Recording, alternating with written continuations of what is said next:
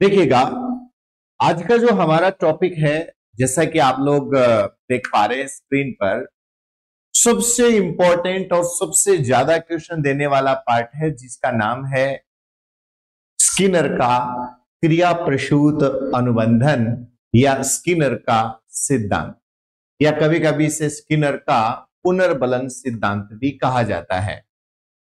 जब हम इस सिद्धांत की बात करते हैं तो इस सिद्धांत को समझने से पहले हमें कई चीजें जो बेसिक है साइकोलॉजी का, वो हमें समझने की कोशिश करनी है। सबसे पहले तो आप स्किनर का नाम आप सभी लोगों ने बहुत आराम से बड़े लंबे वक्त तक सुना होगा। स्किनर स्किनर अमेरिकन था और स्किनर पर व्यवहारवादियों का विशेष प्रभाव पड़ा। पहले स्किनर के बारे में थोड़ा सा समझ ले कि स्किनर कहना क्या चाहता है। स्किनर एक व्यवहारवादी है और अमेरिका में व्यवहारवाद की जो वाटसन के बाद इस चीज को कंटिन्यू करने वाला अगर कोई आदमी है तो वो आपका स्किनर है। स्किनर वैसे तो जर्मन था, लेकिन जब द्वितीय विश्व युद्ध आया तो वो भाग गया, अमेरिका चला गया और वहां पर जाके उन्होंने अमेरिका को महान बना दिया। एक तरीके से बड़ा शानदार काम किया इन्होंने। स्किनर के इस सिद्धांत में हम कई इंपॉर्टेंट चीजें समझ लेंगे। अब जरा देखिएगा, ये व्यवहारवादियों द्वारा स्थापित इस परंपरा को ये आगे बढ़ाने वाला आदमी है और इस परंपरा के जो मान्यता है, इस परंपरा की मान्यता है कि प्रत्येक प्रकार का सीखना एस और आर है। प्रत्येक प्रकार का सीखना क्या है? उद्दीपक और अनुक्रिया के बीच में एक बंध है, एक बॉन्ड है, या उद्दीपक और अनुक्रिया का संयोजन है।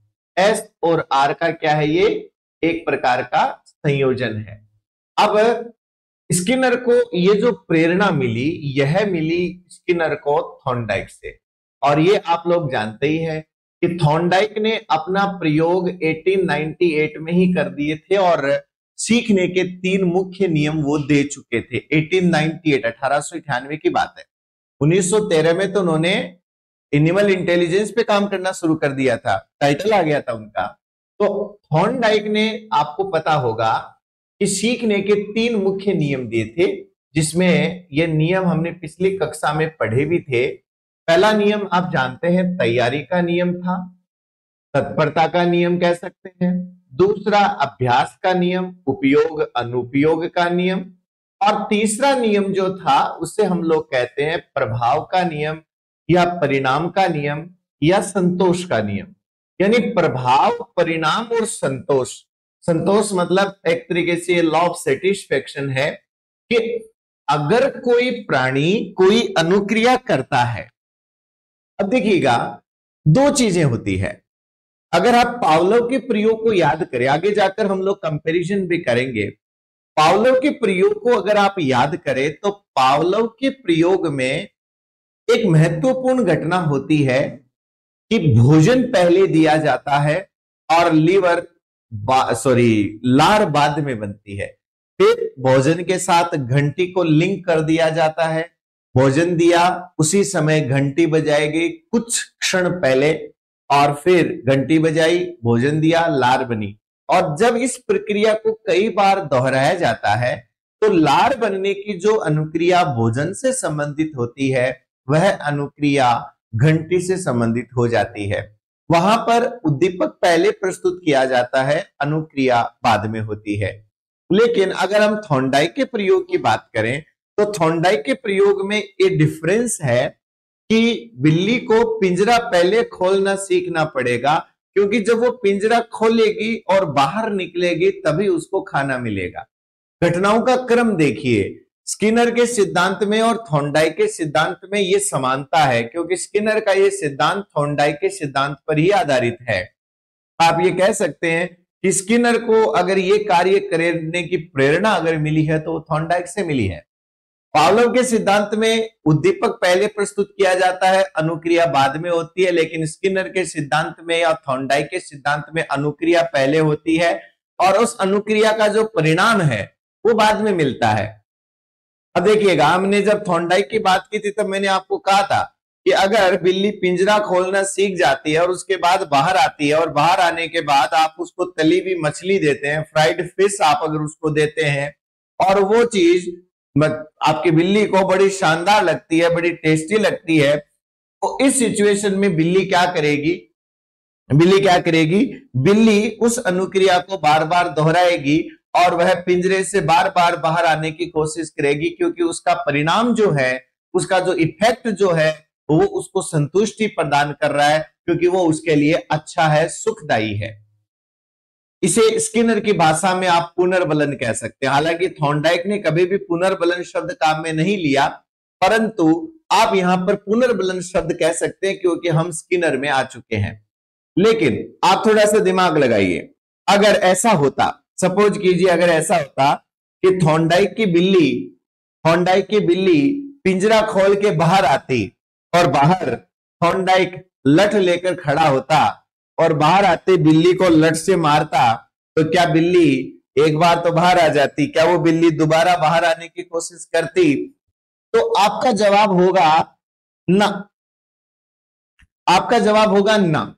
क्यों? क्योंकि अगर बिल्ली बाहर आ रही है और बाहर आने का परिणाम अगर उसे संतुष्टि प्रदान नहीं कर रहा है, तो संतुष्टि प्रदान नहीं करेगा तो बिल्ली क्या करेगी? बाहर आने की कभी कोशिश ही नहीं करेगी।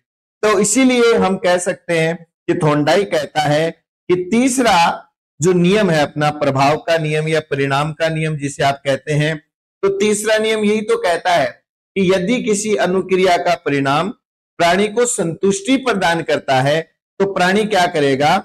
उस अनुक्रिया का दोहराव करेगा, और उस अनुक्रिया का दोहराव करेगा और बार बार अभ्यास करेगा और वो सीख जाएगा।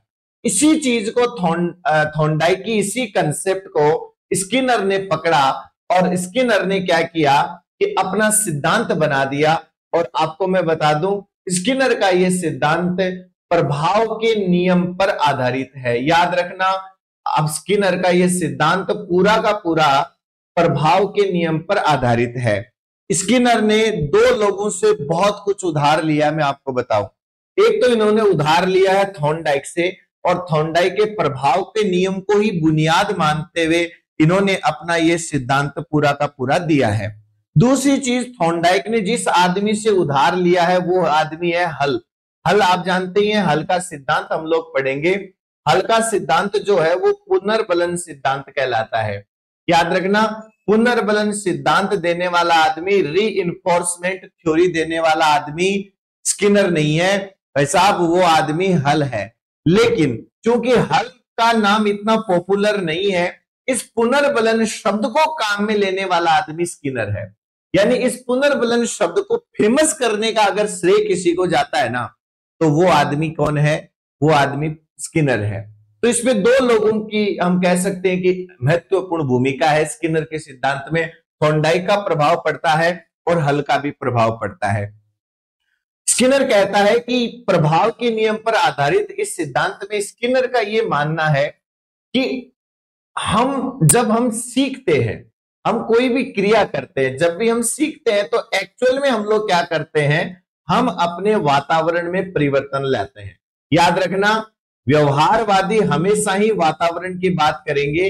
व्यवहारवादी कभी भी मानसिक क्रियाओं को महत्व नहीं देते। यह चीज मैं बार बार रिपीट करता हूं, आप इन चीजों को कंठस्थ कर लें, अच्छे से समझ लें कि व्यवहारवादी कभी भी मानसिक क्रियाओं को महत्व नहीं देते। चाहे वो थॉर्नडाइक हो, चाहे वो हल हो, चाहे वो स्किनर हो, चाहे वो वाटसन हो, ये कभी भी मानसिक क्रियाओं को महत्व नहीं देते हैं। और ये लोग हमेशा एक ही चीज को महत्व देते हैं, और वो कहलाता है वातावरण। यानी ये कहते हैं कि सीखना क्या है? अपने वातावरण में परिवर्तन लाना है। तो सीखने के दौरान प्राणी क्या करता है? अपने वातावरण में परिवर्तन लाता है। और अब हम स्किनर के इस असार सिद्धांत की औपचारिक शुरुआत करते हैं। इसकी पीडीएफ आप लोगों के साथ शेयर कर दी जाएगी, तो आप इस पीडीएफ को भी जरूर एक बार अवश्य देखें, जिससे कि आपका रिवीजन करने में आपको मदद मिलेगी। स्किनर के ये सिद्धांत की मैं ऑलरेडी बता चुका हूं कि ये थॉर्नडाइक के प्रभाव के नियम पर आधारित है, लॉ ऑफ इफेक्ट पर आधारित है। इससे पहले ये प्रश्न कई बार आ चुका है, ये प्रश्न कई बार आ चुका है कि स्किनर का जो सिद्धांत है वो किस पर आधारित है। दूसरी बात, ये प्रश्न भी आ चुका है कि अभिकर्मित अनुदेशन का सिद्धांत किस पर आधारित है। तो अभिकर्मित अनुदेशन देने वाला आदमी कौन? स्किनर। और स्किनर ने अपना सिद्धांत किसको आधार मानकर बनाया? थॉर्नडाइक के प्रभाव के नियम पर आधारित। तो आप ये भी कह सकते हैं कि अभिकर्मित अनुदेशन का जो सिद्धांत है वो भी थॉर्नडाइक के प्रभाव के नियम पर आधारित है। थॉर्नडाइक के इस नियम को आधार मानते हुए जब अपन स्किनर में प्रवेश करते हैं तो स्किनर क्या कहता है? स्किनर के अनुसार सीखना अपने वातावरण में परिवर्तन लाना है। देखिएगा, यही बात मैं आपको बोल रहा था, व्यवहारवादी हमेशा ही वातावरण की बात करेंगे, इनके अलावा इनके पास और कोई शब्द है नहीं। ये मानसिक क्रियाओं को महत्व देते नहीं है। ये कहते हैं कि आप किसी को कुछ भी सिखाना चाहते हो तो उसके वातावरण में परिवर्तन ले आओ। सीखना अपने वातावरण में परिवर्तन लाना है। कैसे? मैं इसके आगे थोड़ी देर बाद बात करूंगा। स्किनर कहता है कि सीखने के दौरान प्राणी दो प्रकार का व्यवहार करता है। जब चूहे को किसी एक्सपेरिमेंट के अंदर, जब किसी बॉक्स में छोड़ा जाता है तो स्किनर ने देखा कि चूहा दो प्रकार का व्यवहार करता है। अब वो दो प्रकार का व्यवहार कैसा करता है, इसके ऊपर हम एक एक करके और कुछ बिंदुओं के ऊपर चर्चा करेंगे। सबसे पहले मैं आप लोगों को चाहूंगा कि आप लोग छोटे छोटे दो वीडियो क्लिप्स आप मेरे साथ देखें और इन वीडियो क्लिप्स का आनंद लें। याद रखना, ये वीडियो क्लिप्स बुनियाद बनेंगी हमारे स्किनर के सिद्धांत को समझने के लिए। हालांकि इन वीडियो क्लिप्स के ऊपर एक्सप्लेनेशन में थोड़ी देर बाद दूंगा, लेकिन आप अगर इन वीडियो क्लिप्स को देखेंगे तो स्किनर का सिद्धांत समझने में आपको बहुत मदद मिलेगी। सबसे पहले स्किनर के इस सिद्धांत को समझने के लिए मैं चूहों पर किया गया ये प्रयोग आपको दिखाता हूं।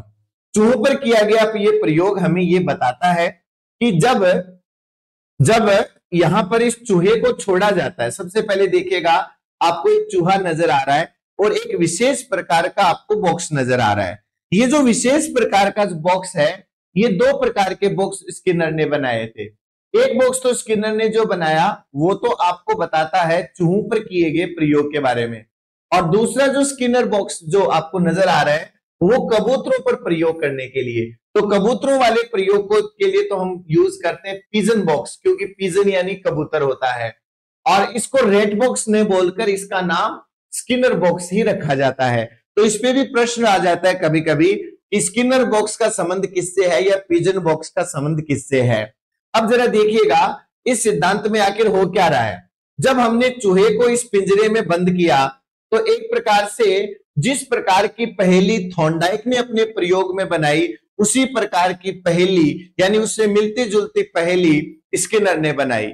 स्किनर ने एक विशेष प्रकार का उपकरण बनाया और इस उपकरण के बाहर की व्यवस्था को तो आप छोड़िए, क्या होता है कैसे होता है, ये पूरी की पूरी इंजीनियरिंग का इस्तेमाल है। लेकिन इस बॉक्स के अंदर क्या है कि एक विशेष प्रकार का छोटा सा बॉक्स बनाया गया। इस बॉक्स के अंदर यहां पर एक विशेष प्रकार का बड़ा ही सॉफ्ट एक उपकरण उसके अंदर लगाया गया। एक ऐसा उपकरण उसके अंदर लगाया गया जिसकी सहायता से अगर चूहा उस उपकरण को अगर थोड़ा सा भी अगर हल्का सा दबाव लगा के अगर दबा देता है तो उससे क्या होता है कि यहां पर उस चूहे को खाना मिलता है। साथ में उन्होंने एक बल्ब भी जला रखा है। ये बल्ब का भी अपना अलग महत्व है, वो भी मैं आपको बताऊंगा। जब पहली बार चूहे को इसके अंदर बंद किया गया तब चूहा भूखा था, इसीलिए चाहे थॉर्नडाइक का प्रयोग हो और चाहे पावलोव का प्रयोग हो और चाहे स्किनर का प्रयोग हो, अभिप्रेरणा पहली कंडीशन है। अगर चूहा भूखा नहीं होगा तो वो नहीं सीखेगा, वो इस बॉक्स के अंदर आकर आराम से मजे से सोएगा। इस टाइम क्लास वही ले रहा है जिसको जरूरत है, बाकी मजे से आराम से खाना खा के कूलर चला के सो रहे हैं। कहने का मतलब मेरा यह है कि सबसे पहली चीज होती है अभिप्रेरणा। अगर किसी भी प्राणी में, मनुष्य हो चाहे कोई प्राणी हो, अगर वह कुछ कार्य करने के लिए अभिप्रेरित है तो ही वह कुछ सीखने की कोशिश करेगा। अब हमने क्या किया, इस चूहे को जब इसके अंदर छोड़ा तो इसको नहीं पता था कि मुझे करना क्या है। हाँ, ये भूखा था, तनाव में था, क्योंकि भूखा जो प्राणी होता है वो अभिप्रेरित व्यवहार करता है और अभिप्रेरणा तनाव या उद्वेलन की अवस्था मानी जाती है, जो मोटिवेशन के चैप्टर में हम लोग पढ़ेंगे। अब ये चूहा चूंकि भूखा है, इसलिए बार बार ये कोशिश कर रहा है कि क्या करूं क्या करूं क्या करूं, क्या खाऊं, ऐसे कर रहा है वो। और ये उपकरण भी इस हिसाब से बनाया गया कि चूहे जब खड़े होते हैं तो आगे के दो पैर ऐसे कर लेते हैं जैसे खरगोश करता है, और इनकी पैरों की हाइट के बराबर ही एक सॉफ्ट सा लीवर लगा दिया गया। अब घूमते घूमते संयोग से ऐसा हुआ, संयोग से, मैं वर्ड मेरा समझ लेना आप लोग, संयोग से ऐसा हुआ कि ये लीवर दब गया। अब जैसे ये लीवर दबा तो चूहे को बिल्कुल बगल में एक कटोरी लगी हुई है, उसमें बाहर एक मशीन है जो लीवर दबने पर खाना गिराती है। खाना गिरा। अब भूखे चूहे को जब खाना मिलेगा तो क्या होगा, उसकी भूख बढ़ेगी। आप खुद सोचिए, अगर आपको बहुत तेज भूख लग रही हो और आपको अगर एक चपाती दे दी जाए तो क्या होगा, एक चपाती खाने के बाद आपकी भूख शांत न होकर आपकी भूख और तेज हो जाएगी, आपको ज्यादा तेज भूख लगेगी। और यही स्किनर के इस चूहे के साथ हुआ। जैसे ही उसको गोली मिली उसकी भूख और तेज हो गई, वह और ज्यादा अभिप्रेरित हो गया। स्किनर ने इस प्रकार लिवर दबने पर मिलने वाले खाने का नाम पुनर्बलन दिया। यही काम हो रहा है, देखिए यहां लिवर दबाने की अनुक्रिया पहले हो रही है, उसको खाने की गोली का लालच नहीं दिया गया। पावलोव के प्रयोग की तरह हमने उसको खाना देकर लार नहीं बनाई है। यहां लिवर दबाने की अनुक्रिया पहले हो रही है और खाना उस अनुक्रिया के परिणाम स्वरूप बाद में मिल रहा है। जैसे आप लोग पढ़ाई पहले करते हो, एग्जाम में पास बाद में होते हो, सिलेक्शन बाद में होता है, पढ़ाई पहले होती है। तो आप लोग जो तैयारी कर रहे हो वो सारी की सारी स्किनर के सिद्धांत पर आधारित पढ़ाई आप कर रहे हैं। ऐसा थोड़ी है कि कोई अपॉइंटमेंट लेकर राजस्थान लोक सेवा आयोग वाला अपॉइंटमेंट लेकर खड़ा है कि आजा पढ़ ले, आजा ले ले, ऐसा कोई नहीं है। हमें पता है कि अनुक्रिया करनी पड़ेगी और अनुक्रिया का परिणाम हमें बाद में मिलेगा। परिणाम क्या मिलेगा ये हमें भी नहीं पता। जब चूहे ने पहली बार लीवर दबाया, चूहे को पता था कि इस लीवर को दबाने से क्या होगा, नहीं पता था। अनुक्रिया का भी नहीं पता था। ये तो पहली बार संयोग से हुआ, दूसरी बार फिर संयोग हुआ, तीसरी बार, चौथी बार। जब ये संयोग बार बार हुआ तब चूहे के समझ में आया कि हो ना हो, इस लीवर को दबाने से मुझे खाना मिलता है। और जब इस चीज को बार बार दोहराया गया तो क्या हुआ कि इस अनुक्रिया यानी लीवर दबाने की अनुक्रिया और मिलने वाले भोजन यानी उद्दीपक यानी पुनर्बलन के बीच में एक कनेक्शन बन जाता है, जिसे थॉर्नडाइक की भाषा में साहचर्य बोलते हैं या बॉन्ड बोलते हैं। वैसा ही बॉन्ड अनुक्रिया और उद्दीपक के बीच में यहां बनता है और सीखने के बाद चूहा कुछ इस प्रकार का व्यवहार करता है। इस प्रयोग को देखेंगे तो आपको बहुत अच्छे से समझ में आएगा कि जैसे ये लाइट जलती है, जैसे ये लाइट जलती है, चूहा लीवर दबाता है, उसको यहां खाना मिलता है। ये सीखने के बाद का वीडियो मैं आपको दिखा रहा हूं। सीखने के दौरान का वीडियो तो बहुत लंबा हो जाएगा, क्योंकि इतना वक्त भी कक्षा में नहीं होता कि हम 15-20 मिनट खाली एक छोटे से वीडियो को देखने में लगा दें। इसलिए मैंने कुछ सेकंड का वीडियो आप लोगों के लिए रखा, जिससे कि आप ये समझ सके कि सीखने के बाद चूहे का व्यवहार कैसा है। बिल्कुल एक एक्सपर्ट की तरह वो काम कर रहा है। ये सीखने के बाद की स्थिति है। इस प्रकार का जो प्रयोग जो चूहों पर किया गया, जिस एपरेटस में, जिस उपकरण में ये प्रयोग किया गया, वो क्या है आपका स्किनर बॉक्स। तो देखिए कितना इंटेलिजेंट तरीके का व्यवहार चूहा यहां पर कर रहा है। ये सीखने के बाद की स्थिति है। ठीक ऐसा ही प्रयोग स्किनर के इस प्रयोग में कबूतरों पर किया गया। ये श्रीमान स्किनर हैं जो अपने प्रयोग का विवरण भी दे रहे हैं और लोगों के सामने इस प्रयोग को करके दिखा रहे हैं, डेमो दे रहे हैं। ये एक स्पेशल प्रकार का उपकरण बनाया गया है कबूतरों के लिए। इसे नाम दिया गया पिजन बॉक्स। पिजन बॉक्स में आपको मैं बता दूं, प्राणी की जो मूल प्रवृत्ति है उसको ध्यान में रखते हुए हमेशा काम किया जाता है। जैसे हमें पता है कि बिल्ली जब किसी चीज को खोलने की कोशिश करेगी तो बिल्ली क्या करेगी, अपने पंजे मारेगी। हाँ या ना? बिल्ली क्या करेगी, अपने पंजे मारेगी। मैं इस वीडियो में आऊंगा, अभी थोड़ा सा रुकिएगा आप लोग। वही चीज अगर मैं चूहों पर बताऊं तो चूहों की प्रवृत्ति क्या होती है कि वो आगे के दोनों जो पंजे होते हैं वो यूं ऐसे करके खड़े हो जाते हैं। कभी भी देखना आप चूहे को, वो ऐसे खड़े होते हैं। तो उन्होंने लीवर ऐसी जगह लगाया कि चूहा अगर खड़ा हो तो वो लीवर आराम से दब जाए। यानी अगर जैसे आप वो चूहा अगर दीवार का सहारा लेके खड़ा हो रहा है तो लीवर दब जाए। ऐसे नहीं कि कोई ऊपर घंटी की तरह बांध दिया और वो उछल रहा है ना। कबूतरों की क्या विशेष आदत होती है, आपने कभी भी गौर किया हो तो कबूतर चोंच मारते हैं और गोल गोल घूमते हैं, ये कबूतरों की आदत होती है। तो इसी चीज का इस्तेमाल करते हुए इन्होंने कबूतरों पर प्रयोग किया। जरा इस प्रयोग को देखना। इस प्रयोग में एक कबूतर को यहां पर चोंच मारने पर खाना मिलता है। अब पहली बार कबूतर को नहीं पता था कि चोंच मारने पर क्या होता है, लेकिन चोंच मारना उसका स्वाभाविक कार्य है। तो यहाँ पे क्या होगा, एक बल्ब जलता है। जब वो बल्ब जलता है उस समय अगर वो इस पॉइंट पर चोंच मारता है तो उस चोंच के परिणाम स्वरूप उसके जस्ट नीचे की तरफ उसको खाना मिलता है। जरा देखना, ऐसे खाना नहीं मिलेगा, वो जब लाइट जलेगी और ये चोंच मारेगा तब उसको खाना मिलेगा।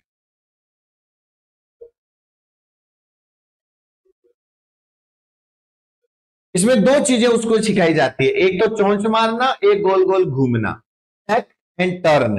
तो ये दोनों चीजें स्किनर के इस प्रयोग में बहुत अच्छे से समझाई गई है। हमें ये बताने की कोशिश की गई है कि किस प्रकार हम पुनर्बलन द्वारा प्राणियों को कुछ भी सिखा सकते हैं। आपको आपको आनंद आएगा यह सुनकर कि स्किनर ने अपने इस सिद्धांत के अंदर इतनी सारी चीजें बताई है हमें कि हम स्किनर के इस सिद्धांत को बहुत जगह हम प्रैक्टिकल लागू होते हुए देखते हैं। मैं आपको दूसरे विश्व युद्ध की बात बताऊं तो दूसरे विश्व युद्ध में अमेरिका में स्किनर ने कबूतरों को ट्रेनिंग देकर कबूतरों की पूरी फौज तैयार कर दी थी जो मिसाइल दागने का काम करती थी। आपको अगर कोई ये बता दे कि अगर कोई कबूतर आत्मघाती हमलावर बनकर अगर वो किसी के सिर पे जाके ब्लास्ट कर दे तो आप ये बताइए कि वो कबूतर क्या क्या नहीं कर सकते। लेकिन पक्षियों का गलत इस्तेमाल विश्व युद्ध में न हो इसके लिए बाद में इन कबूतरों को हटा दिया गया। लेकिन आप देखिए कबूतरों से वो क्या क्या करवा लेते हैं।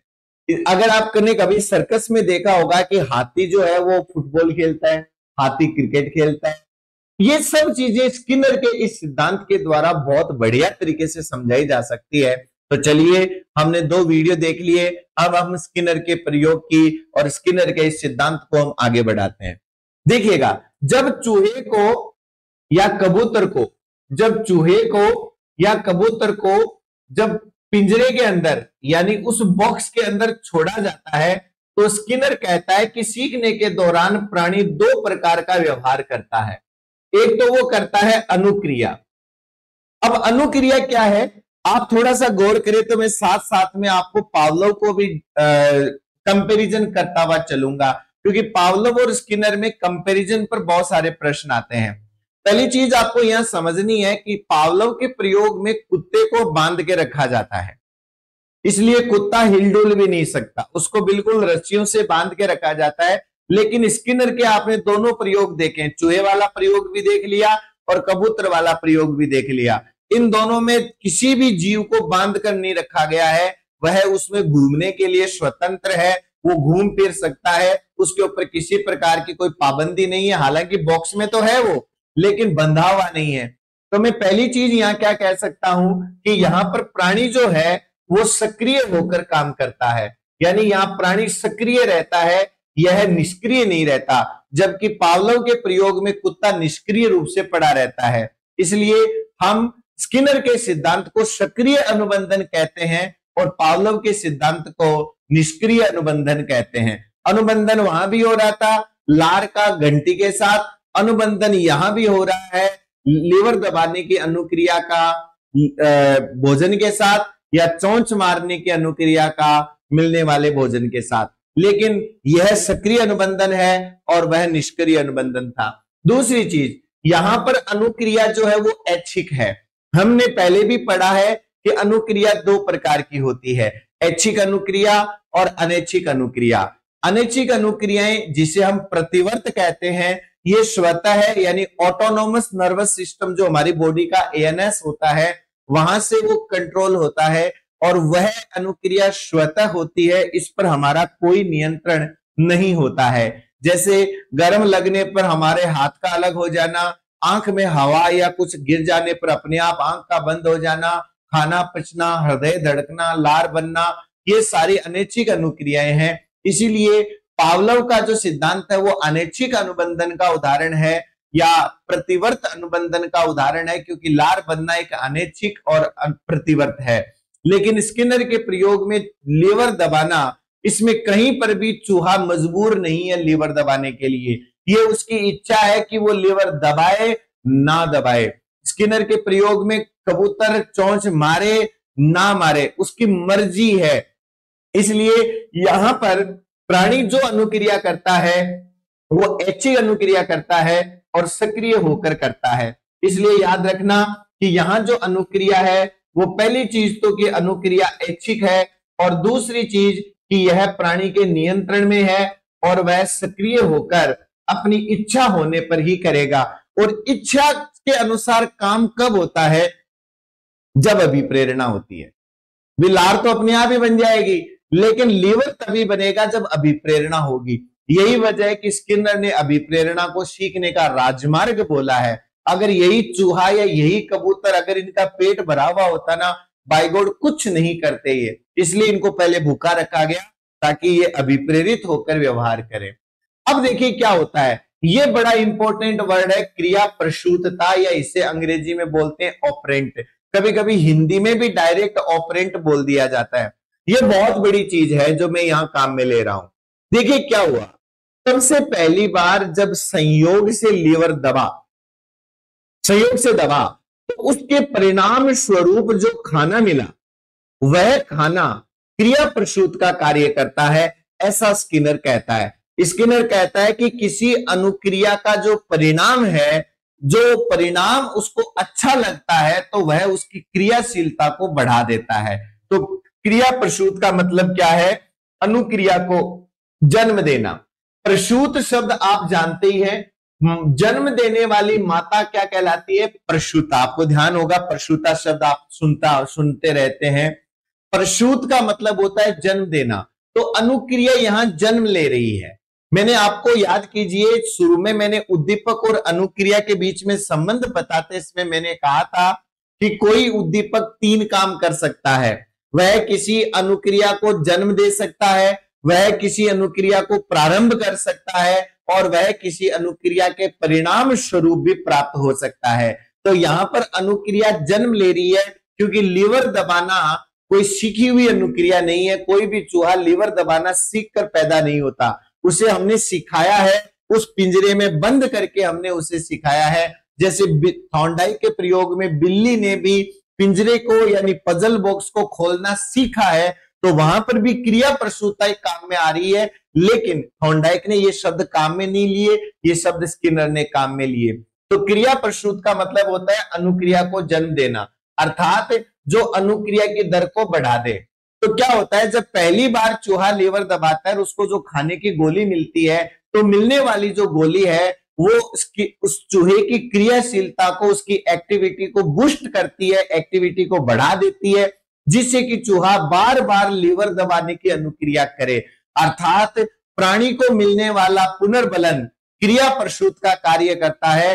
किसी भी सही अनुक्रिया के बाद उसका जो परिणाम आता है, जो प्रभाव उसका पड़ता है, उसके कारण प्राणी की क्रियाशीलता बढ़ जाती है और वह और अधिक एक्टिव होकर काम करता है। तो स्किनर के सिद्धांत में जो बेसिक बातें हैं वो 3 हैं। पहली चीज ये प्रभाव के नियम पर आधारित है। दूसरा, इसमें जो अनुक्रिया होती है वो ऐच्छिक होती है, वह अनुक्रिया जो होती है वो प्राणी के नियंत्रण में होती है और प्राणी सक्रिय होकर सीखता है। और तीसरी चीज क्रिया प्रसूतता यानी ऑपरेंट। ऑपरेंट का मतलब है कि जो अनुक्रिया की जाती है, उस अनुक्रिया का जो परिणाम जो चूहे को मिलता है, वह परिणाम क्रिया प्रसूत का कार्य करता है। अर्थात अनुक्रिया का परिणाम क्रियाशीलता को बढ़ा देता है या फिर प्राणी की सक्रियता को बढ़ा देता है। ये तो था स्किनर का थोड़ा सा बेसिक पार्ट, और इसी वजह से स्किनर के इस सिद्धांत के कई नाम हैं, जिसमें सबसे पहला जो स्किनर का सिद्धांत है, जिसको इसका नाम है, वो है क्रिया प्रसूत अनुबंधन। ये क्रिया प्रसूत अनुबंधन यानी हम इसको ऑपरेंट कंडीशनिंग क्यों बोलते हैं? हम इसको ऑपरेंट कंडीशनिंग इसीलिए बोलते हैं क्योंकि जो अनुक्रिया, जब चूहा या कबूतर कोई भी क्रिया करता है तो उस क्रिया का जो परिणाम उसको मिलता है, जो खाने की गोली उसको मिलती है, वह खाने की गोली ऑपरेंट का यानी क्रिया प्रसूत का कार्य करती है। और उसके बाद जब जब उसको खाने की गोली मिलती जाती है वह उसकी सक्रियता को बढ़ाता जाता है। इस प्रकार स्किनर का यह सिद्धांत क्रिया प्रसूत अनुबंधन या ऑपरेंट कंडीशनिंग का उदाहरण है। दूसरी चीज, स्किनर के इस सिद्धांत को दो और नामों से जाना जाता है जो बड़े इंपॉर्टेंट है, जिसको कहा जाता है साधनात्मक साधनात्मक या फिर नैमित्तिक अनुबंधन। इसको साधनात्मक या नैमित्तिक अनुबंधन कहा जाता है। अंग्रेजी में इसको बोलते हैं इंस्ट्रूमेंटल कंडीशनिंग। इंस्ट्रूमेंटल कंडीशनिंग क्यों बोलते हैं इसको, उसको आप लोग बहुत अच्छे से समझ लीजिए। देखिएगा, साधन का मतलब क्या होता है या फिर निमित्त का मतलब क्या होता है। आपने ये वर्ड तो अपने अध्यापकों से, अपने माता पिता से भी जरूर सुना होगा। साधन का मतलब होता है कहीं पर आपको जाना है और आपको कोई बीच में कोई मार्ग मिल रहा है वहां तक पहुंचने का। निमित्त का मतलब भी माध्यम होता है। अब आप देखिएगा, जैसे कई बार माता पिता या अध्यापक कहते हैं कि बच्चों तुम्हें तुम्हारा भविष्य बनाना है, हम तो सिर्फ तुम्हें सुविधाएं दे सकते हैं, हम तो निमित्त मात्र है, यानी हम तो सिर्फ एक माध्यम का काम कर रहे हैं। तो ऐसे ही स्किनर के प्रयोग में लीवर दबाने की अनुक्रिया एक साधन का काम करती है, चोंच मारने की अनुक्रिया एक साधन का काम करती है, एक निमित्त का काम करती है। चोंच मारने से या लीवर दबाने से होता क्या है, चूहे को भोजन मिलता है। तो उस उद्दीपक को प्राप्त करने के लिए जो अनुक्रिया की जा रही है लीवर दबाने की या चोंच मारने की, वह अनुक्रिया एक साधन का काम करती है, एक निमित्त का काम करती है। और यही वजह है कि स्किनर का यह सिद्धांत साधनात्मक अनुबंधन यानी नैमित्तिक अनुबंधन यानी निमित्त का अनुबंधन यानी इंस्ट्रूमेंटल कंडीशनिंग कहलाती है, क्योंकि ये एक प्रकार का इंस्ट्रूमेंट ही है।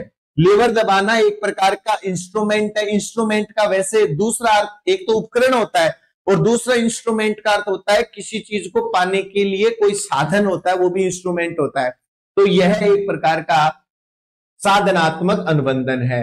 तीसरी चीज कि यहां पर जो चूहा है वो सक्रिय होकर अपना कार्य करता है, इसलिए यह एक प्रकार का सक्रिय अनुबंधन है।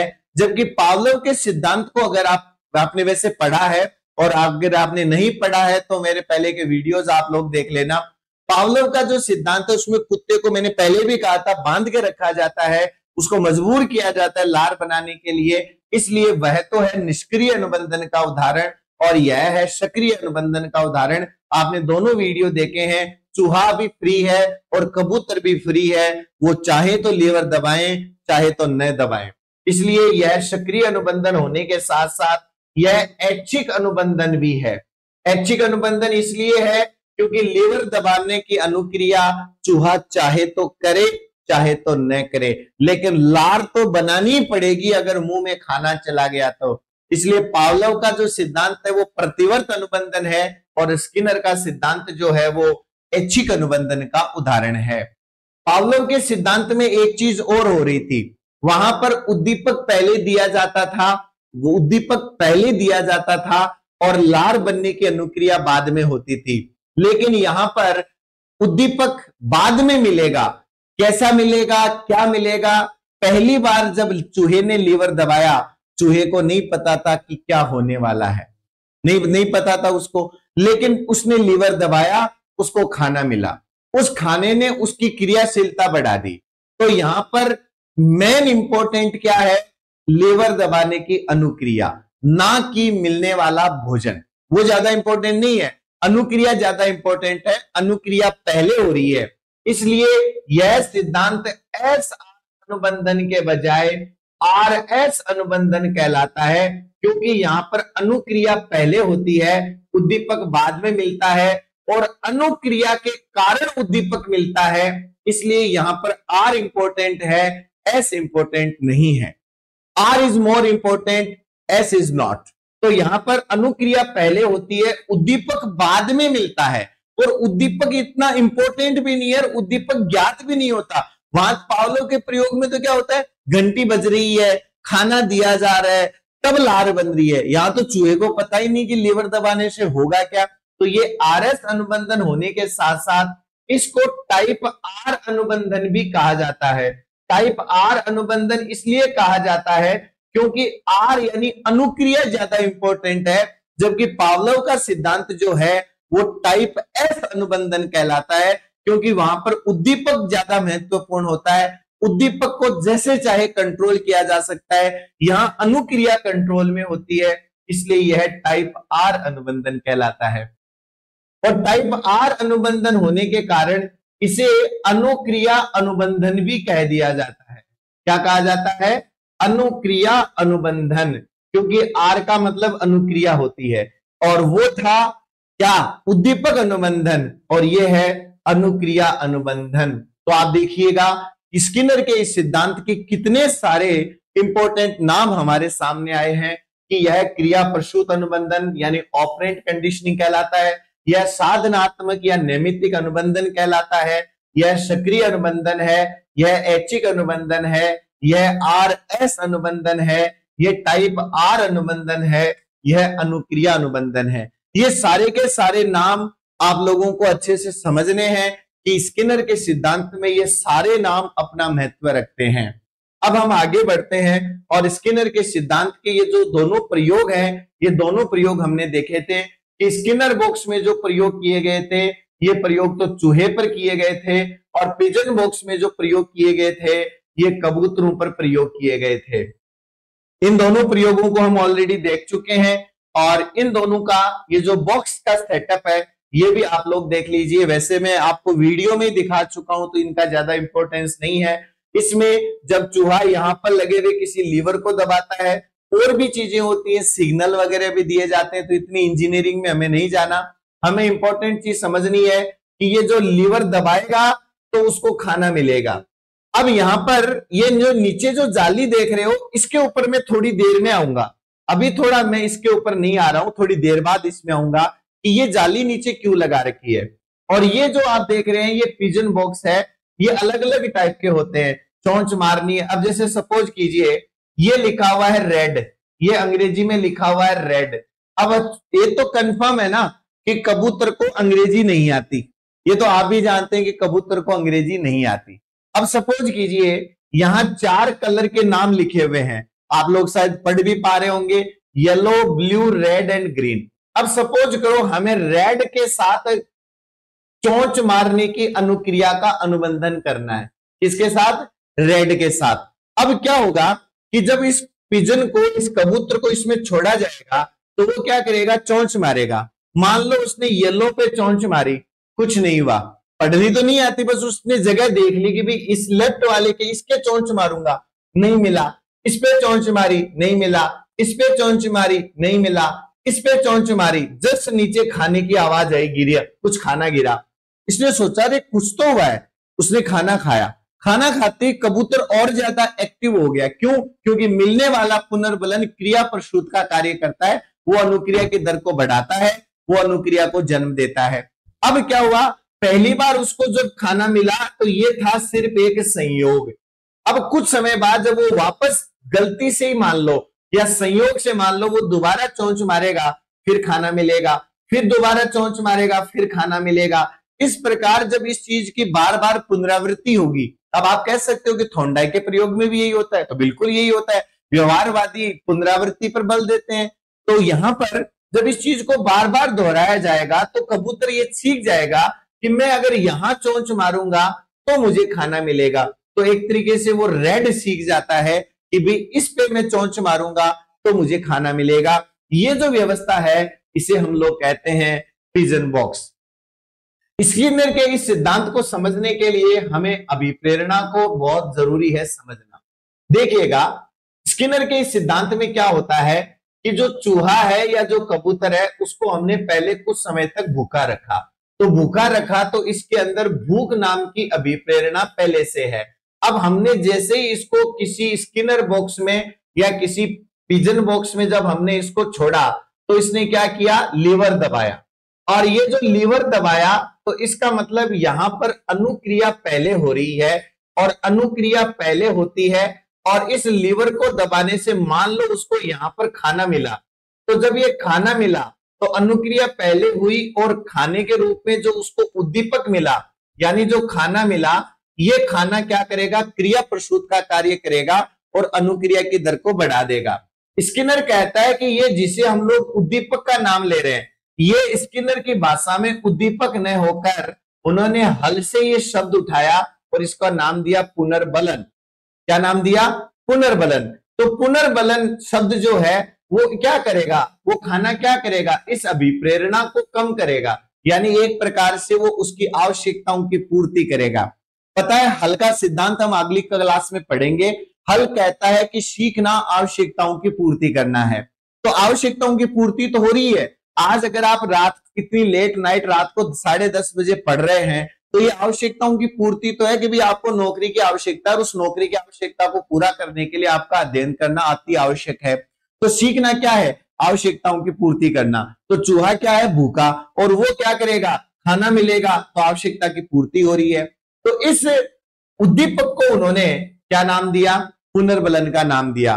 पावलोव के प्रयोग में खाना उद्दीपक है, थॉर्नडाइक के प्रयोग में पिंजरे के बाहर रखी हुई मछली उद्दीपक है, यहां पर लीवर दबाने से या चोंच मारने से मिलने वाला भोजन जो है वो उद्दीपक है, और इसे हम लोग उद्दीपक न बोलकर क्या बोलते हैं, पुनर्बलन। ये वर्ड बड़ा इंपॉर्टेंट है, पुनर्बलन। पुनर्बलन शब्द जो है यह दो शब्दों से मिलकर बना है, पुनः और बलन। पुनः के लिए अंग्रेजी में वर्ड होगा यू, और बलन का मतलब होता है इन्फोर्समेंट।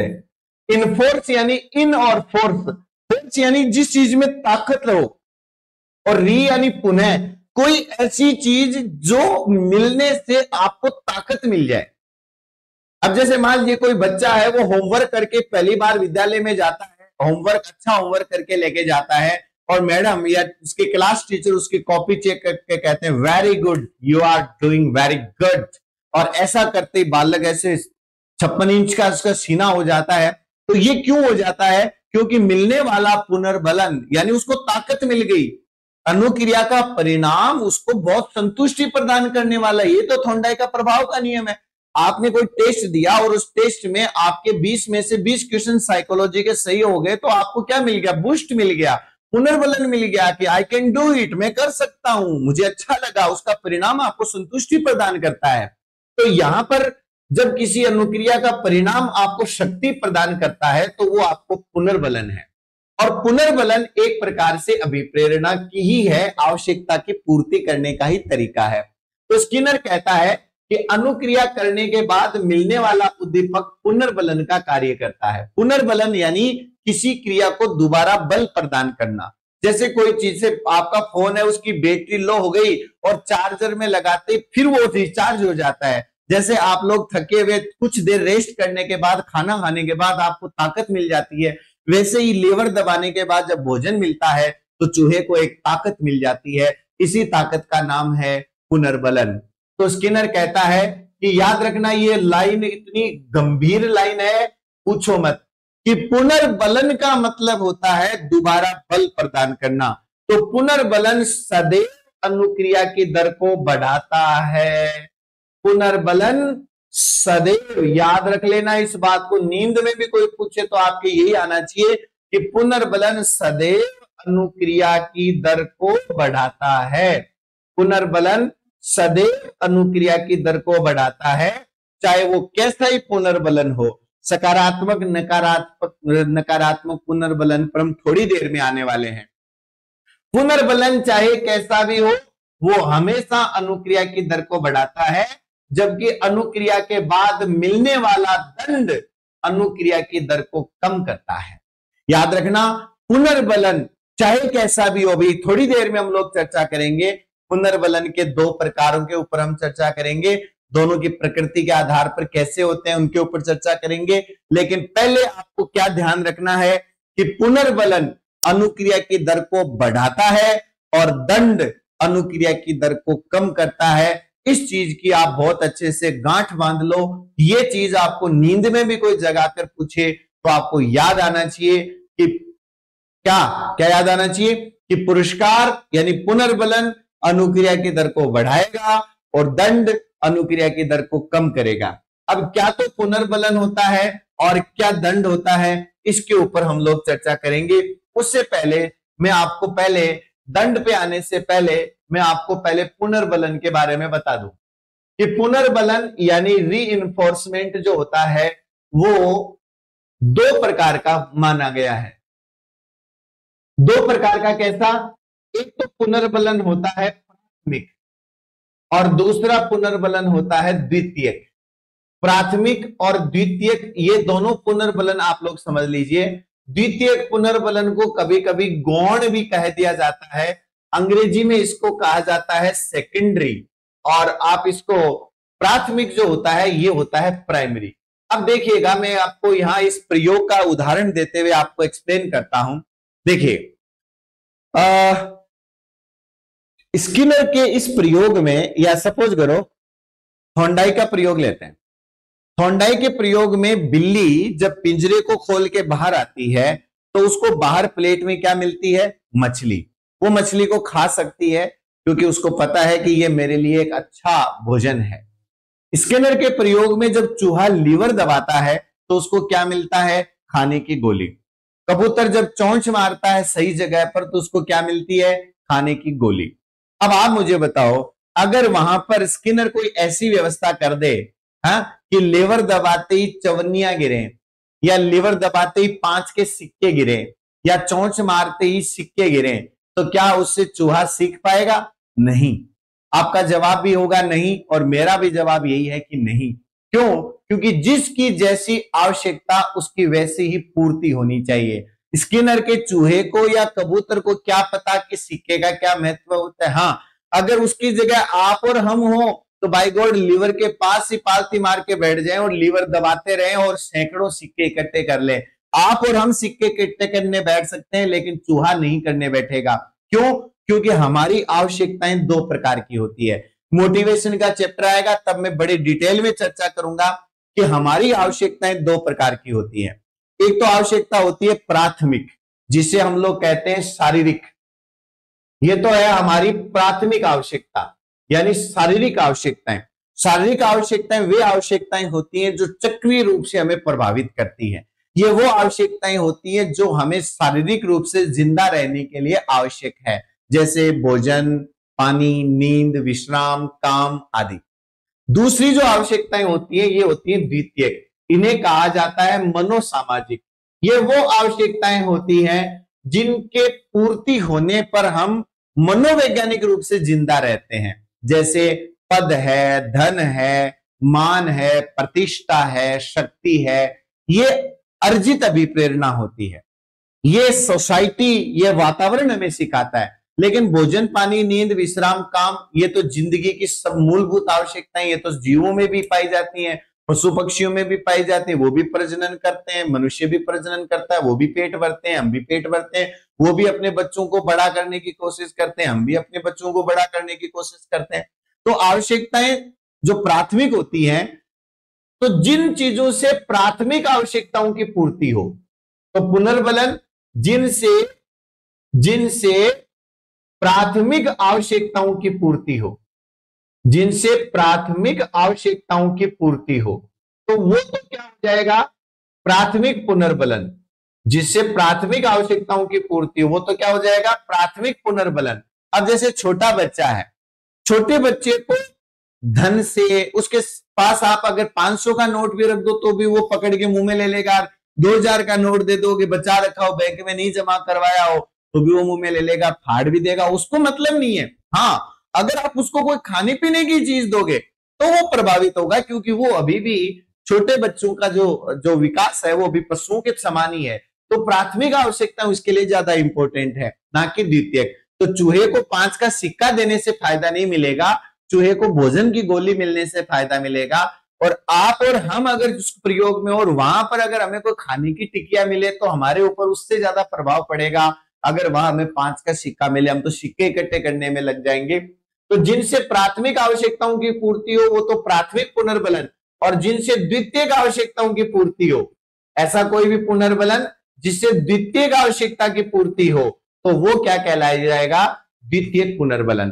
तो पुनर्बलन आवश्यकताओं के आधार पर 2 प्रकार के होते हैं, प्राथमिक और द्वितीयक। लेकिन अपनी प्रकृति के आधार पर कि पुनर्बलन किस टाइप का है, प्रकृति के आधार पर 2 प्रकार का पुनर्बलन होता है, सकारात्मक पुनर्बलन और दूसरा होता है नकारात्मक पुनर्बलन।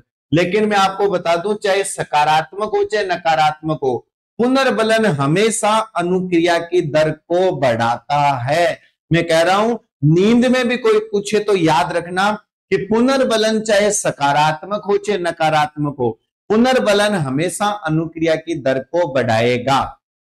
सकारात्मक पुनर्बलन वो होता है जिसे पाने के लिए अनुक्रिया की दर बढ़ाई जाती है, और नकारात्मक पुनर्बलन वह होता है जिससे बचने के लिए, अब देखो, सकारात्मक को तो आप पाने के लिए कोशिश करोगे है?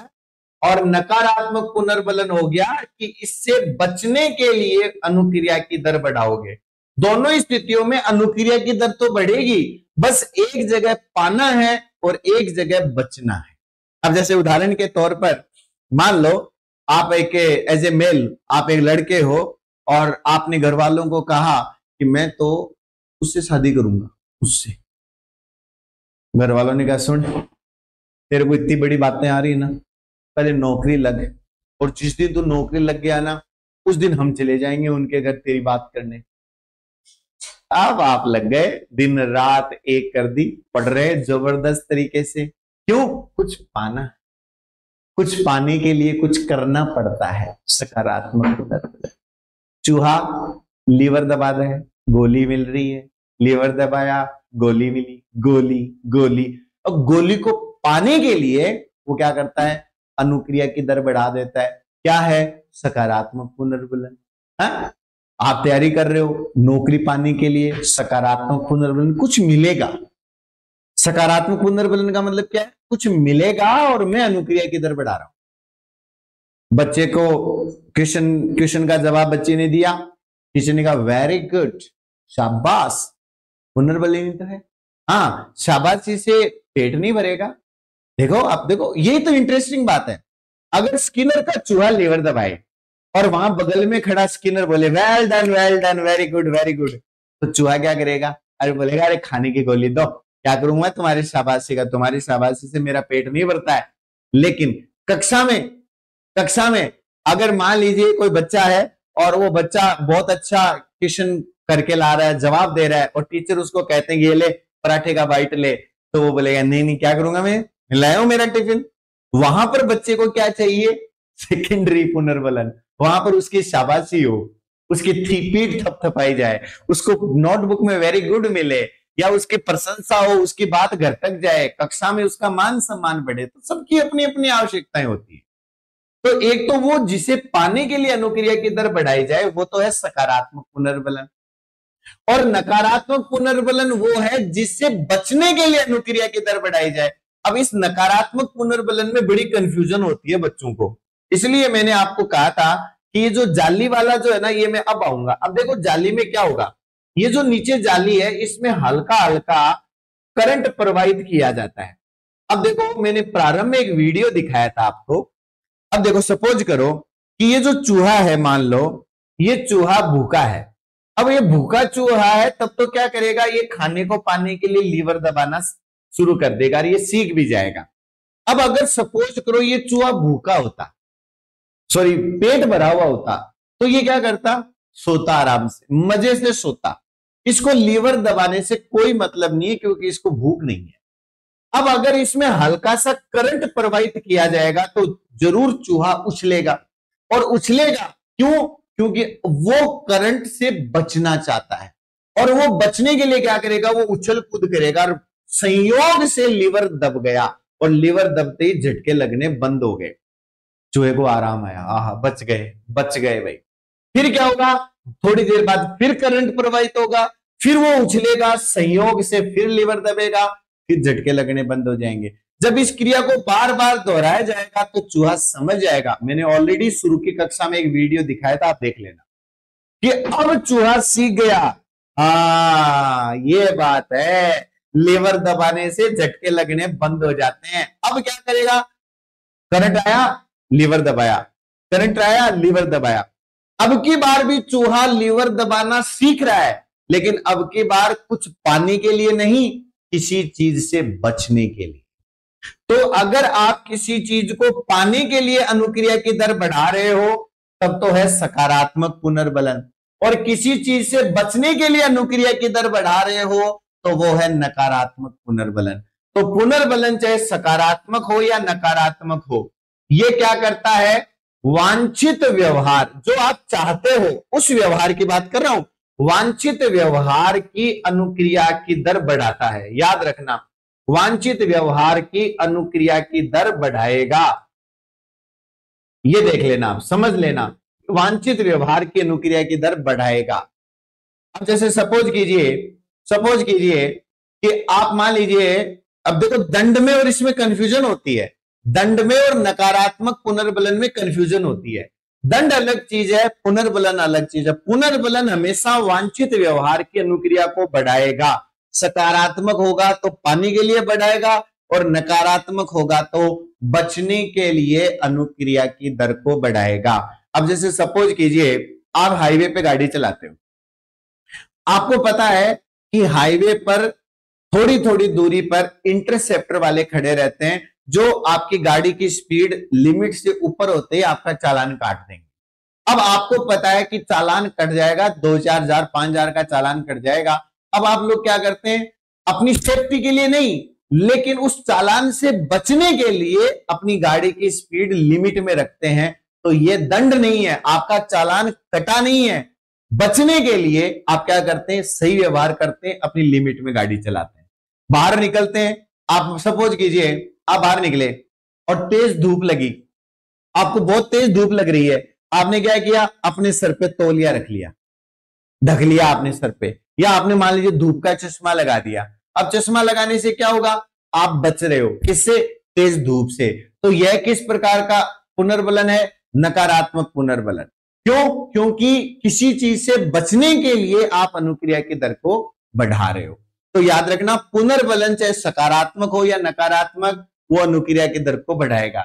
इसी प्रकार ट्रैफिक सिग्नल पर लाल बत्ती को देखकर गाड़ी रोकना, क्योंकि पार कर दिया तो चालान कट जाएगा, नकारात्मक पुनर्बलन। बिना हेलमेट चालान कट रहा है, बचने के लिए हेलमेट लगा रहे हो, नकारात्मक पुनर्बलन। समझना मेरी बात को आप। तो ये तो है नकारात्मक और सकारात्मक पुनर्बलन की बात हो गई। अब बात आती है दंड की। दंड क्या होता है, दंड चाहे कैसा भी हो, दंड हमेशा अनुक्रिया की दर कम करता है। दर जो है वो, अनुक्रिया की दर जो है वो हमेशा कम करता है, और पुनर्बलन हमेशा अनुक्रिया की दर बढ़ाएगा। आप इस चीज को अच्छे से समझ लो कि दंड हमेशा अनुक्रिया की दर पुनर्बलन हमेशा अनुक्रिया की दर बढ़ाता है और दंड अनुक्रिया की दर को कम करता है। अच्छा, अब मैं थोड़ी सी बात आपके साथ दंड पे करता हूं। दंड जो है वो भी दो प्रकार का होता है, एक तो होता है सकारात्मक दंड और एक होता है नकारात्मक दंड। अब आप बोलोगे सर दंड का भी कोई पॉजिटिव नेगेटिव होता है? तो बिल्कुल होता है। सकारात्मक दंड वह होता है, सकारात्मक दंड वह होता है जब बच्चे को कुछ दिया जाता है, कुछ दिया जाता है, दंड में कुछ दिया जाता है, कुछ दिया जाता है दंड स्वरूप। अब जैसे सपोज कीजिए एक टीचर, आप मान लीजिए कक्षा में क्वेश्चन करके नहीं लेके गए, क्वेश्चन करके नहीं गए, होमवर्क नहीं करके गए, टीचर ने कहा लाइन खड़े हो जाओ, टेबल पर खड़े हो जाओ, दोनों हाथ ऊपर कर लो, खड़े हो जाओ। अब ये क्या है, ये दंड है। ये दंड है किस चीज के लिए, कि आपने अपना होमवर्क नहीं किया। होमवर्क नहीं करना एक वांछित व्यवहार नहीं है, होमवर्क करना वांछित व्यवहार है। तो टीचर इसलिए दंड दे रहा है ताकि होमवर्क न करने जैसे अवांछित व्यवहार को कम किया जा सके। अब यहां पर बच्चे को पनिशमेंट मिल रही है, दंड मिल रहा है उसको, वो पा रहा है, वो कुछ मिल रहा है उसको, उसके उसके थप्पड़ पड़ रहा है, उसने हाथ खड़े कर रखे हैं, बाकी सारे बच्चे उसका मजाक उड़ा रहे हैं। मुर्गा बनाते थे, पहले हम छोटे थे तो मुर्गा बनाते थे, तो वो मुर्गा नहीं बनता थे, वो सकारात्मक दंड मिलता था, कुछ मिल रहा है। और नकारात्मक दंड में क्या होता है, कुछ कुछ वांछित चीज हटा ली जाती है, कुछ वांछित चीज हटा ली जाती है, हटा ली जाती है।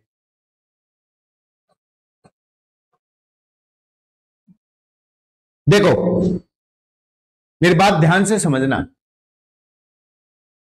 आप लाइसेंस लेके गाड़ी चला रहे हो, आपने गलती से कोई नियम का उल्लंघन कर दिया, पुलिस वालों ने आपकी गाड़ी पकड़ी, आपका चालान काटा, समझना आप, आपका चालान काटा और चालान काटकर आपकी गाड़ी सीज कर दी।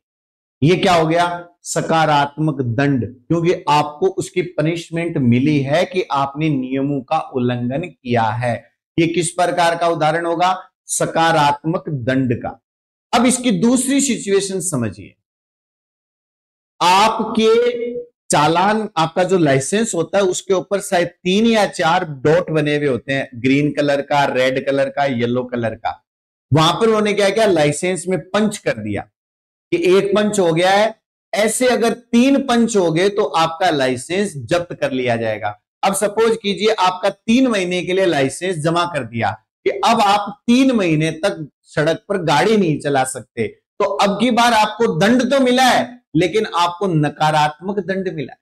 अब जैसे सपोज कीजिए घर में शाम को अच्छा खाना बना और घर के किसी बच्चे ने बदमाशी कर दी, या मान लीजिए 2 भाई आपस में लड़ लिए, घर वालों ने सोचा कि इनको दंड दिया जाए। अब ये दंड 2 प्रकार से दिया जा सकता है। सकारात्मक दंड कैसे दिया जाएगा, दोनों को बुलाया और दोनों के कान के नीचे एक एक लगा दी, ये तो हो गया सकारात्मक दंड। एक होता है नकारात्मक दंड, यानी बच्चे की फेवरेट चीज उसको मत दो। उन दोनों को बुला के कहा, तुम लोग इतना मना करने के बावजूद तुम लोग इतना लड़ते हो ना, तुम्हें पनिशमेंट मिलेगी। क्या पनिशमेंट मिलेगी, आज तुम्हारा टीवी देखना बंद। अब बच्चे हाथा जोड़ी करने लग जाएंगे, नहीं दोबारा हम कभी नहीं लड़ेंगे, प्लीज प्लीज आज हमें।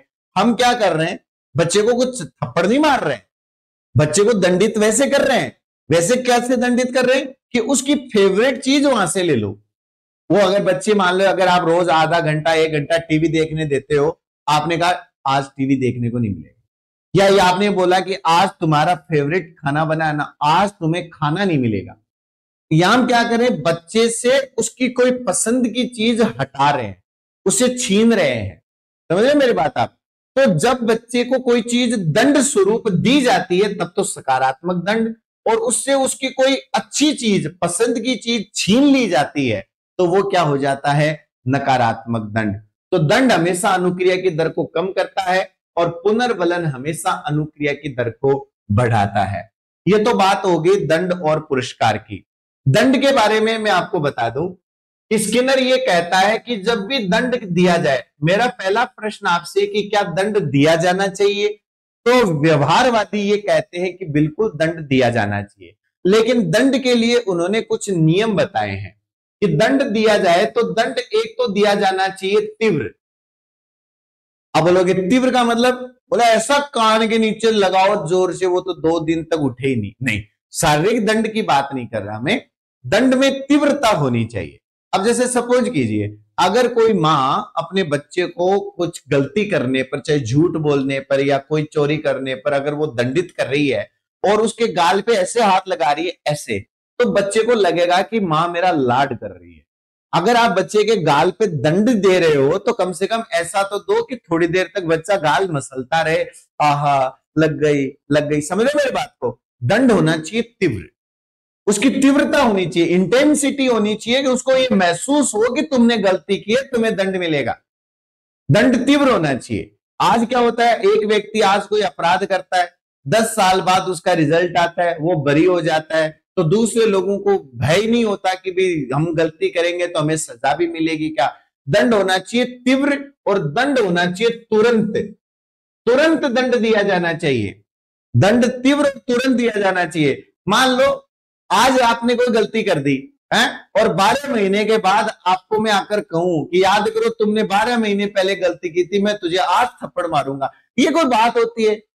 दंड तुरंत दो, घटना घटित हुई तुरंत दंड दो।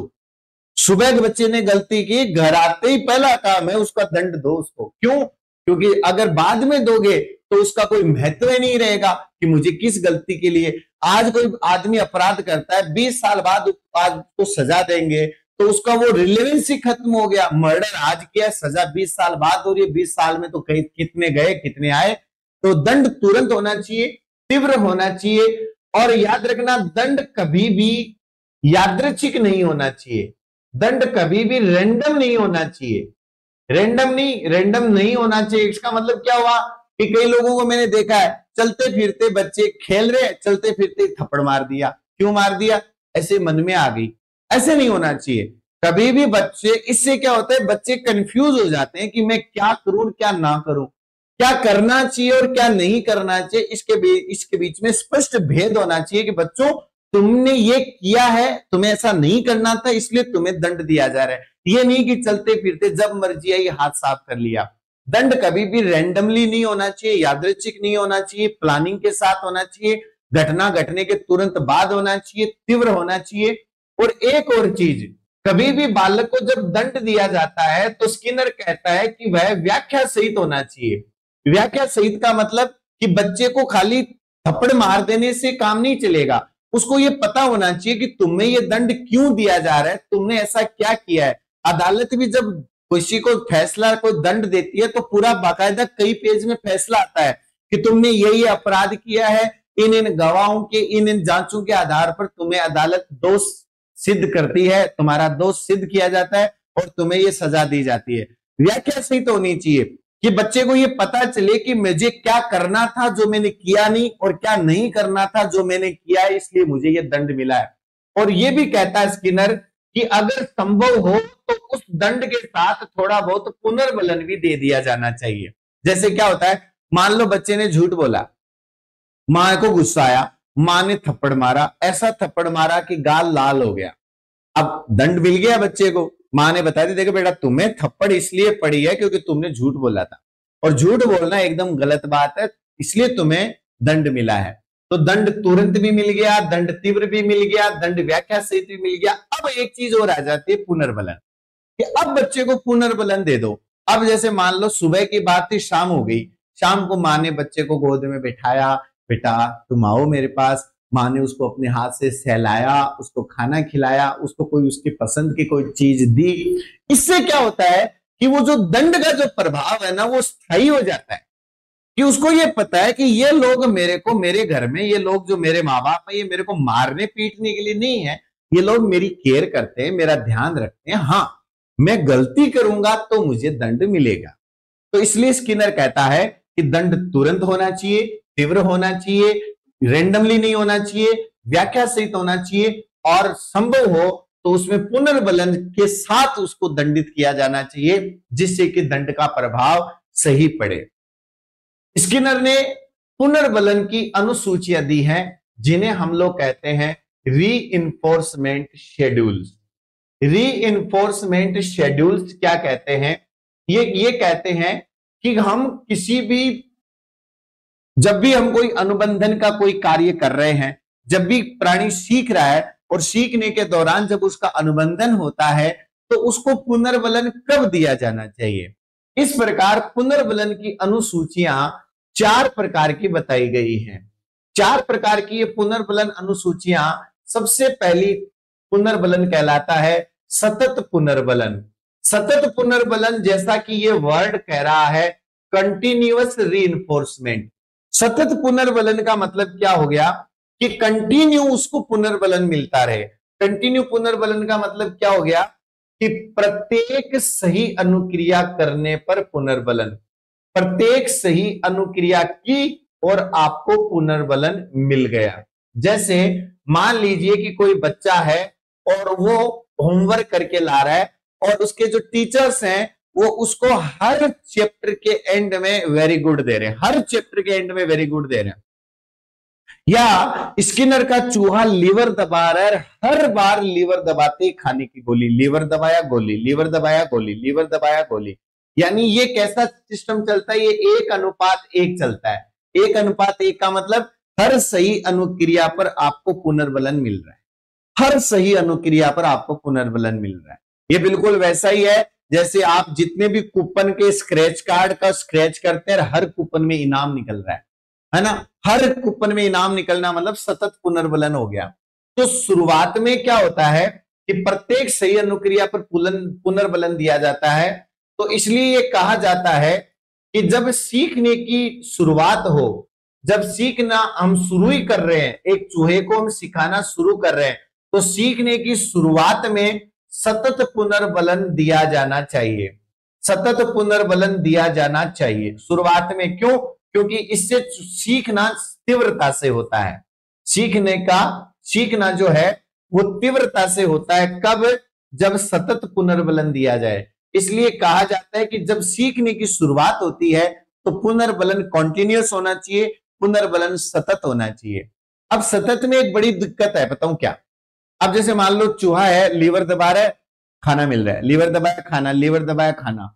अगर लीवर दबाना चालू रखे और अगर हम खाना देना बंद कर दें तो वो बहुत जल्दी हार मान लेगा और वो थोड़ी देर बाद लीवर दबाना बंद कर देगा। इसे विलोपन कहा जाता है। मैंने पावलोव के सिद्धांत में भी विलोपन बताया था, वही विलोपन यहां आ जाता है। यानी किसी अनुक्रिया को करने के बाद अगर परिणाम नहीं मिलता है तो धीरे धीरे प्राणी अनुक्रिया की दर को कम कर देता है और बाद में बिल्कुल बंद कर देता है। जैसे आप याद कीजिए, पावलोव के प्रयोग में मैंने बताया था कि अनुबंधन होने के बाद घंटी बजाई, खाना दिया, लार बनी, घंटी बजाई, खाना दिया, लार बनी। अब आपने क्या किया? अनुबंधन हो गया, घंटी बजाई, लार बनी, घंटी बजाई, लार बनी, लेकिन आप खाना नहीं दे रहे हो। तो थोड़े समय तक तो क्या करेगा कुत्ता? इस उम्मीद में लार बनाता रहेगा कि भी चलो घंटी बज गई है, कभी तो खाना दे देंगे। घंटी बजी, लार। अब ये धीरे धीरे लार बनना कम हो जाएगा। एक दिन ऐसा आएगा जब कुत्ता लार बनानी बिल्कुल बंद कर देगा। वो ये समझ जाएगा कि ये लोग घंटी बजा के मेरे मजे ले रहे, लार क्या करूं मैं बिना मतलब लार बना कर, ये खाना तो देने से रहे। ऐसा ही स्किनर के प्रयोग में भी होता है कि लीवर दबाने पर, अगर बार बार लीवर दबाने पर भी अगर उसको भोजन नहीं मिल रहा है तो वह बहुत जल्दी विलोपन हो जाता है। इसलिए सतत पुनर्बलन जो होता है वो सीखने की शुरुआत में बहुत अच्छा रहता है, सीखने की शुरुआत करने के लिए। लेकिन इसमें विलोपन सबसे शीघ्र होता है। इसमें जो विलोपन होता है वो सबसे शीघ्रता से होता है, क्योंकि आप हर सही अनुक्रिया पर आप पुनर्बलन दे रहे हो तो 2-4 बार अगर नहीं दोगे तो अनुक्रिया करना बंद कर देगा। जैसे मान लो कोई बच्चा है, उसके हर चैप्टर में आप वेरी गुड दे रहे हो, अगर आपने 2-4 बार वेरी गुड देना बंद कर दिया तो हो सकता है कि बालक जो है वो मन से होमवर्क करना ही बंद कर दे या बिल्कुल होमवर्क करना ही बंद कर दे। क्यों? क्योंकि उसको लग रहा है कि मेरे को तो हर पेज में, मेरे को हर चैप्टर पे मेरे को क्या मिल रहा है? वेरी गुड मिल रहा है। अब ये वेरी गुड ही नहीं दे रहे तो मैं होमवर्क क्यों करूं? क्योंकि वो ये सोचता है कि ये वेरी गुड है इसलिए मैं होमवर्क कर रहा हूं। यानी बच्चा क्या करता है? यही तो बाह्य अभिप्रेरणा का नुकसान है। स्किनर के सिद्धांत में बाह्य अभिप्रेरणा है, बाहर से कंट्रोल किया जा रहा है। तो वेरी गुड मिलेगा तो होमवर्क करूंगा, वेरी गुड नहीं मिल रहा होमवर्क क्यों करूं? तो इसलिए याद रखना कि इसमें विलोपन जो होता है वो सबसे शीघ्रता से होता है। बाकी की जो 3 पुनर्बलन अनुसूचियां उनकी भी हम लोग बात कर लेते हैं। जो दूसरी है उसको हम लोग बोलते हैं निश्चित अनुक्रिया अंतराल अनुसूची। निश्चित अनुक्रिया अंतराल अनुसूची। अनुसूची का मतलब हमने ऐसी मशीन में सेटिंग कर दी कि चूहा तो लीवर दबाएगा लेकिन गोली कब मिलेगी, मशीन में सेटिंग कर दी। तो सतत पुनर्बलन में तो क्या होगा? लीवर दबाया गोली, लीवर दबाया गोली, लीवर दबाया गोली। लेकिन निश्चित अनुक्रिया अंतराल में क्या कर दिया कि हमने कुछ निश्चित संख्या सेट कर दी कि निश्चित संख्या में अनुक्रिया करने के बाद, निश्चित संख्या में अनुक्रिया करने के बाद पुनर्बलन मिलेगा। अब जैसे सपोज कीजिए, मान लो हमने सेट कर दिया कि जब 10 बार लीवर दब जाएगा ना, कितनी बार? जब 10 बार लीवर दब जाएगा ना तब हम खाना देंगे। अब शुरुआत में तो चूहे को नहीं समझ में आएगा, वो लीवर दबा रहा है, गोली नहीं मिल रही, लीवर दबा रहा है, गोली नहीं मिल रही, लीवर दबा रहा है, गोली नहीं मिल रही। लेकिन जैसे ही 10 बार लीवर दबाया, गोली मिल गई। उसने सोचा कुछ ना कुछ दया, कुछ गड़बड़ तो है। सीआईडी में बोलते हैं ना, दया कुछ तो गड़बड़ है। वो सोचेगा कि ये बार बार दबाने से गोली मिल रही है, वो क्या करेगा, फिर कंटिन्यूअसली लीवर दबाएगा। यानी 10 बार अगर उसको लीवर दबाने से गोली मिल रही है तो वो 10 बार कंटिन्यू लीवर दबाएगा, गोली लेगा। फिर खड़ा खड़ा वही 10 बार कंटिन्यू लीवर दबाएगा, गोली लेगा। यानी इसमें क्या होता है, कुछ निश्चित संख्या में अनुक्रिया करने के बाद पुनर्बलन मिलता है। तीसरा इसमें जो है वो कहलाता है निश्चित समय अंतराल अनुसूची। इसमें निश्चित होता है, फिक्स होता है पहले से। तो निश्चित समय अंतराल, इसमें समय अंतराल में क्या है कि आपने टाइम सेट कर दिया मशीन में, कि आपने ये टाइम सेट कर दिया कि भाई 2 मिनट के बाद खाना मिलेगा। अब 2 मिनट के बाद खाना मिलेगा तो चूहा इस 2 मिनट में चाहे 100 बार लीवर दबा दे, उसको खाना तभी मिलेगा जब 2 मिनट का समय पूरा हो जाएगा। तो स्किनर ने अपने प्रयोग में ऐसा देखा है कि चूहे क्या करते हैं, जैसे 2 मिनट का टाइम सेट कर दिया ना, तो जब 2 मिनट होने वाले होंगे ना, तब लीवर दबाएंगे और बाकी टाइम बैठ जाएंगे। अब जैसे सपोज करो, मान लो आप हॉस्टल में रहते हो, सपोज करो आप हॉस्टल में रहते हो, मैं आपको एकदम प्रैक्टिकल एग्जांपल देता हूं। आप हॉस्टल में रहते हो और आपका वार्डन आपको कहता है कि भाई मैं हर फ्राइडे को तुम्हारा रूम चेक करूंगा, तुम्हारा रूम चेक करूंगा कि तुम अपने रूम में क्या रखते हो, पढ़ते हो नहीं पढ़ते हो, कब चेक करूंगा, हर फ्राइडे को चेक करूंगा। तो आप लोग क्या करते हो, शनिवार से लेकर बृहस्पतिवार तक तो आपका कमरा रहता है अस्त व्यस्त, कहीं कुछ कैसे क्या पड़ा है। लेकिन जैसे शुक्रवार का दिन आता है, आप अपने कमरे को एकदम ऐसा व्यवस्थित करते हो कि लगता है कि सबसे अच्छा रूम ही इसी का है। और फिर जैसे फ्राइडे निकला, वापस वही ढाक के 3 पात। अगर वही मैं कर रहा हूं, अगर आप पहले से फिक्स कर देते हो कि भी मैं महीने की 1 तारीख को स्कूल चेक करने आऊंगा, तो वो 1 तारीख को अपने आप व्यवस्था कर लेंगे। तो ऐसे चूहा होता है, जब उसको पता है कि 2 मिनट के बाद ये लोग आएंगे और मेरे को खाना देंगे, तो मैं 1 मिनट 59 सेकंड तक तो बैठा रहूंगा मजे से, और जब 2 मिनट होने वाले होंगे लीवर दबा दूंगा, गोली ले लूंगा। तो निश्चित अनुक्रिया अंतराल और निश्चित समय अंतराल में, दोनों में चीजें फिक्स होती है। समय अंतराल में समय फिक्स होता है और अनुक्रिया अंतराल में अनुक्रियाओं की संख्या फिक्स होती है। तीसरा ये जो है, ये दो, इन दोनों में जो सीखने का काम है वो थोड़ा धीमी गति से होता है, लेकिन सीखने के बाद चीजें कुछ समय तक स्थायी जरूर रहती है, क्योंकि कुछ अंतराल के बाद उसको भोजन मिल रहा है। लेकिन चौथा जो है, इसे हम लोग कहते हैं आंशिक पुनर्बलन। इसे कहा जाता है आंशिक पुनर्बलन, या इसका एक नाम और है, और वो है परिवर्तनशील अनुसूची। परिवर्तनशील अनुसूची में क्या होता है कि हमने मशीन को इस हिसाब से सेट किया कि चूहा कभी दिमाग ही नहीं लगा सकता कि मेरे को खाना कब मिलेगा। जैसे आपका वार्डन ये बोल दे कि मैं कभी भी दिन में, रात में, सोम हो चाहे रवि हो चाहे शनि हो, कभी भी आपका रूम चेक करने आ सकता हूं, जिसको अपन बोलते हैं आकस्मिक। तो आप क्या करोगे, एनी टाइम अपने कमरे को व्यवस्थित रखोगे। राजकीय कार्यालयों के निरीक्षण होते हैं, अगर पहले से समय देकर निरीक्षण किया जाए तो ऐन वक्त पर कोई भी व्यवस्थाएं बना लेगा। लेकिन अगर वही निरीक्षण औचक हो, बिना बताए कोई अचानक आ जाए, तो क्या होगा, ऐसा रहेगा कि हमें हर समय तैयार रहना है।